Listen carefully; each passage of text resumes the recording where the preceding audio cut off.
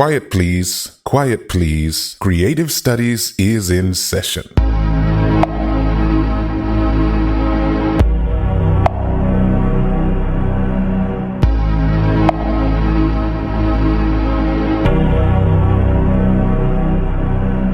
Creative Studies.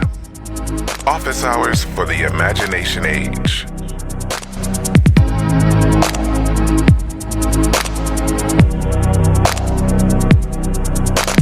Creative Studies with Geoffrey Colon.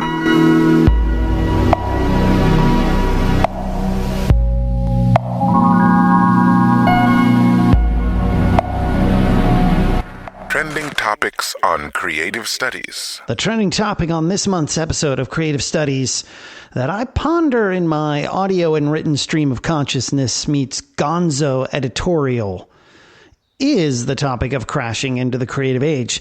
Economics and markets have a tendency of giving us a glimpse of what the world might look like in the near future. But too bad we just don't pay attention because we have to keep the treadmill moving and the charts always going up and to the right. You can listen and subscribe to Creative Studies on Apple Podcasts, Spotify, Google Podcasts, iHeartRadio, Pandora, or wherever you enjoy listening to audio. Here's a little secret. The data revolution is over. Yes, just like hip-hop had a golden era and still exists, we still listen to it in this day and age, the hip-hop revolution or the golden era is over. It happened in the early 1990s. We could say the same thing about the data revolution. That happened in the early 2000s. It's still gonna, you're still gonna find data out there. And you're going to still have companies using and harnessing it. But the revolution as we've known it will no longer be televised. Any company getting into data to monetize it should find another airplane, that is if they can right now, to fly elsewhere. There's no money to be made in that field anymore. And honestly, why bother? Creativity is the new buzzword. The problem, it's not as cut and dry as an A/B test where you can sell software as a service to someone who has no clue that with the touch of a button, their work will all be done for them. This is sort of where we are in 2022 when it comes to economic forces. We now know we can take a bunch of data and use it in a variety of ways. That's a given.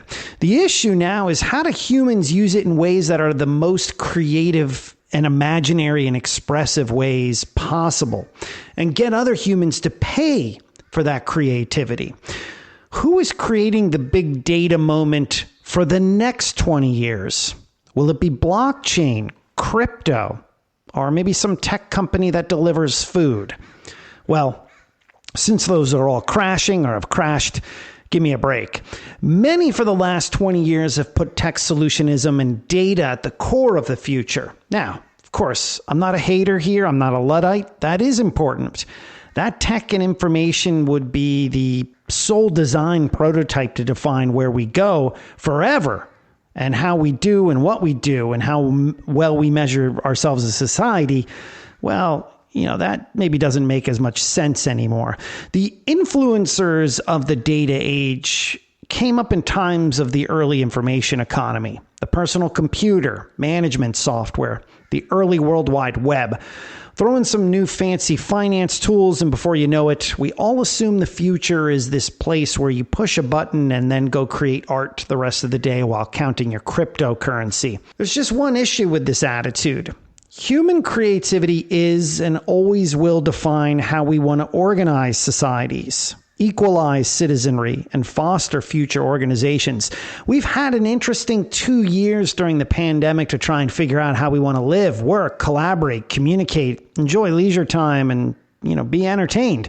And of course, many have been a blockade to this, nervously typing, hey, let's get back to some normalcy, or let's use hybrid working. A good learning throughout all of this is that to say only technology, solely technology, should be the guiding answer to our biggest problems in life is missing the focus of what most of the last 2 years has really been leading us to. And that is human connection and creativity. In a lot of ways, The reason we keep hearing about digital transformation and the information economy being a part of what drives markets is because we're at the tail end of it. We're trying to cross the chasm into a post-digital age, not one void of technology, but where technology isn't front and center to the human experience.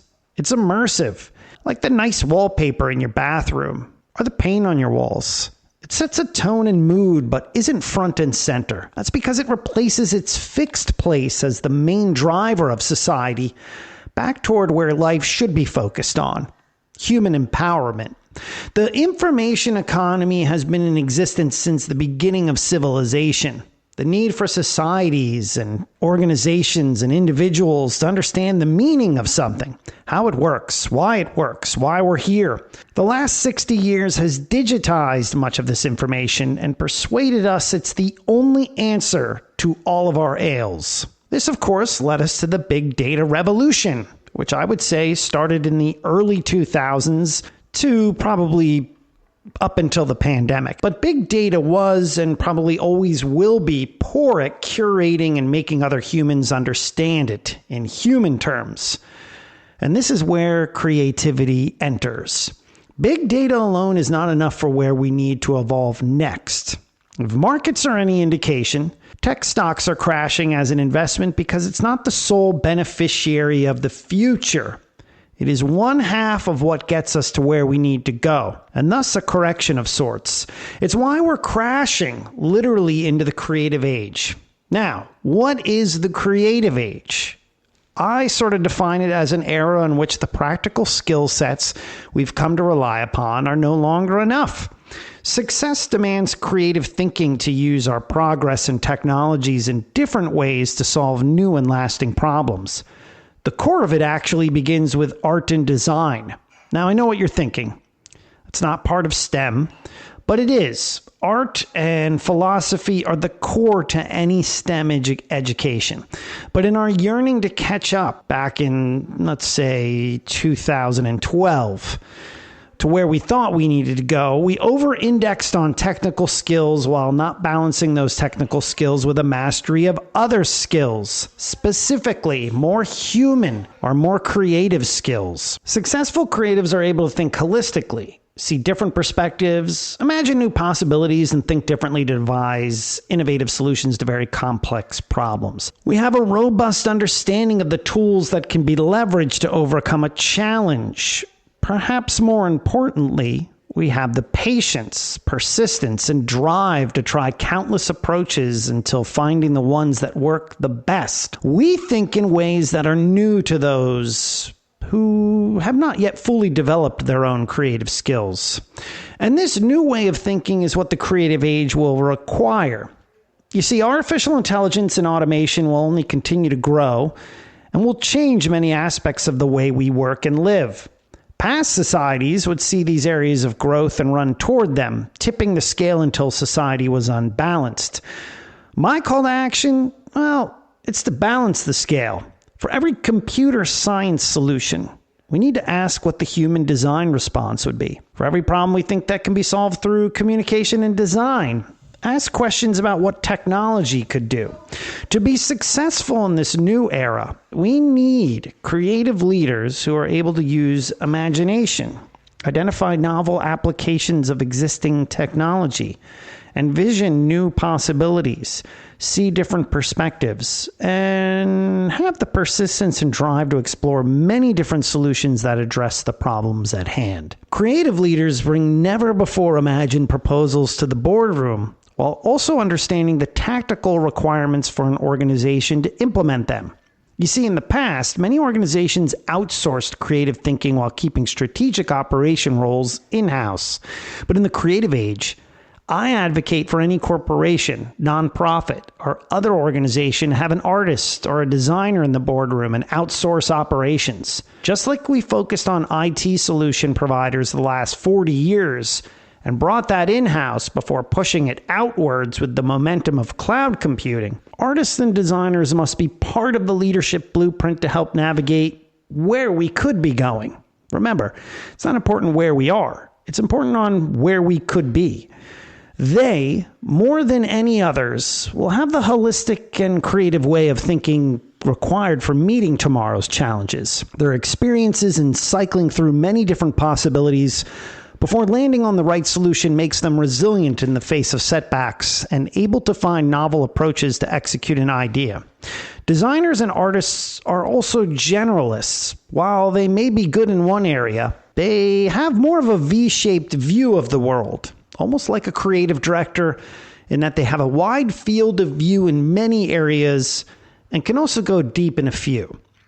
Creatives will be able to both set the vision for their companies and drive the creative teams that work behind the scenes to achieve that vision. It's pretty clear to me that the creative age and this new economy will be led by those with a well-developed foundation in creativity combined with technical mastery. We're already seeing it in so many new areas of the economy, and some don't even exist as true companies yet because they haven't gotten past the imaginary phase. But creatives have this unique skill set and will be best positioned to lead this new era. While we read news on why many things around us are tanking, from governments to financial markets to companies and mass layoffs, what we don't realize is the era of creativity is here to replace what will not be left behind after automation eats up the remaining crumbs.